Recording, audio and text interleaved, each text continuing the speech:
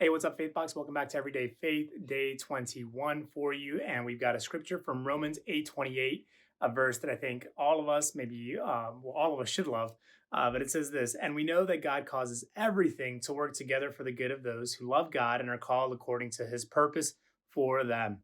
For many of us, this is a very familiar scripture and one that we often recall when things are not going our way. But did you notice for whom things work for good?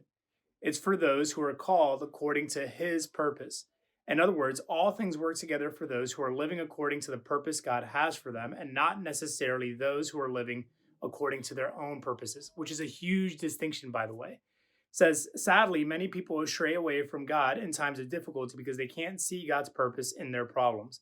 But it's important to note that the troubles and circumstances we face work together for our good only when we remain committed to the purpose God has for us.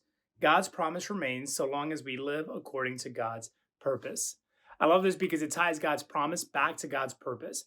And so, if we can continue to walk in God's purpose, then we can walk confidently knowing that his promise is going to come to fruition. I think a lot of times, like it says, when problems go or problems kind of come up or things don't go our way, we get discouraged or we get, lose sight of God's purpose. Or maybe when things are like comfortable or convenient, we start to kind of walk in our own purpose and start to think, okay, well, what can I do? What about me? What about my family? What do I want for myself? And the truth is, anytime we do that, what we actually end up doing is not just walking away from God's purpose, but we end up walking out of God's promise.